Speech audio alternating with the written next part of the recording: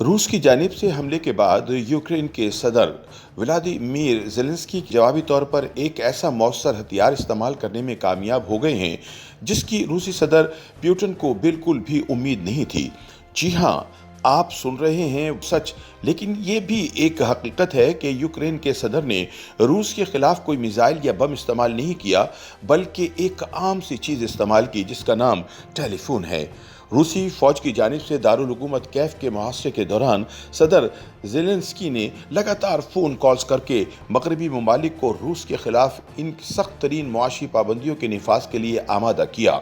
जिसकी एक हफ्ते कबल तवक्को भी नहीं की जा सकती थी। अदाकारी से सियासत की तरफ आकर यूक्रेन के सदर बन जाने वाले ज़ेलेंस्की ने रूसी हमले के फौरी बाद अमेरिका की जानिब से मुल्क से निकल जाने के मशवरे को नज़रअंदाज करते हुए मगरबी रहनुमाओं से फ़ोन पर राब्ते किए और उनसे रूस पर मुआशी पाबंदियां लगाने का मुतालबा किया। इसके अलावा उन्होंने रूस के खिलाफ आलमी राय आमा हमवार करने के लिए अपनी ट्विटर फीड को इस्तेमाल किया।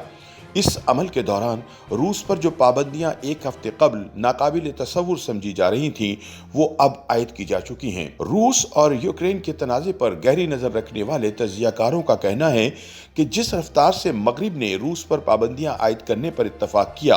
वो नाकाबिल यकीन है। उनका कहना है कि हो सकता है कि सदर ज़ेलेंस्की यूक्रेन को बचा न सकें, लेकिन वो यूरोप को रूस के खिलाफ खड़ा करने में कामयाब हो गए हैं, जो कि एक बहुत बड़ी कामयाबी है। यूक्रेनी सदर का कहना है कि उन्होंने 26 फरवरी को अपने फ़ोन के जरिए रूस मुखालिफ सिफारती महाज खोला और फ्रांस के सदर को कॉल से आगाज़ किया। जैसे जैसे दिन आगे बढ़ा, उन्होंने यूरोपियन कमीशन के सदर, इटली के वजीर आज़म, स्विट्ज़रलैंड के सदर, भारत के वजीर आज़म, तुर्की के सदर, आज़रबाईजान के सदर, डच वजीर आज़म, अक़वाम मुत्तहिदा के सेक्रेटरी जनरल, जर्मनी के चांसलर, चेक रिपब्लिक के वजीर आज़म, पोलैंड के वजीर आज़म और सबसे आखिर में बरतानिया के वजीर आज़म से बात की। उन्होंने अगले रोज़ भी इसी तरह की कॉल्स की और पूरी तवज्जो यूक्रेन को हथियारों की फराहमी और रूस पर सख्त पाबंदियां लगाने पर मरकूज की। उनकी फ़ोन कॉल से यूक्रेनी सदर को अवामी राय आमा अपने हक में करने में मदद मिली,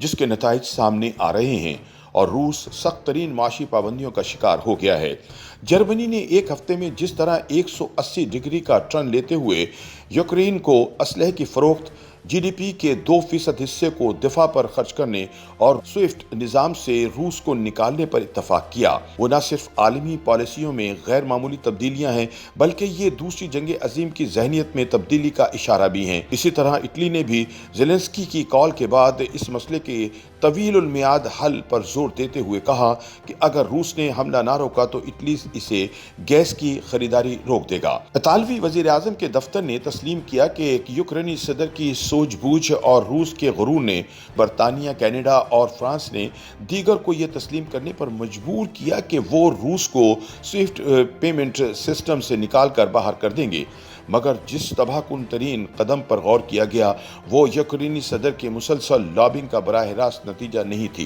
कुछ यूरोपीय रहनुमाओं का मानना है कि रूस के मरकजी बैंक के असासों को गैर मुतवक्का तौर पर मुंजमद करना, जो रूस का सबसे अहम मालियाती इदारा है, रूसी मईशत को हिला कर रख देगा। एक यूरोपीय ओहदेदार ने तस्लीम किया कि यूक्रेनी फौज की जानिब से खुद से ज्यादा ताकतवर रूसी फौज को रोक पाने का इम्कान ना होने के बराबर है, मगर हकीकी मकसद वो सियासी और मुआशी कीमत है जो रूस के सदर व्लादिमीर पुतिन को चुकाना पड़ेगी, जिससे इन्हें एहसास होगा कि वो अपनी शराइत पर जीत नहीं सके। YouTube पर गूगली न्यूज देखने के लिए youtube.com की सर्च बार में गूगली न्यूज टीवी टाइप करें। गूगली न्यूज के पेज पर सुर्ख रंग के सब्सक्रिप्शन वाले बटन पर क्लिक करना ना भूलिए। YouTube पेज पर अपलोड होने वाली वीडियो से बाखबर रहने के लिए बेल आइकन पर क्लिक कीजिए। आपको हर नई वीडियो के बारे में नोटिफिकेशन मौसूल हो जाएगा।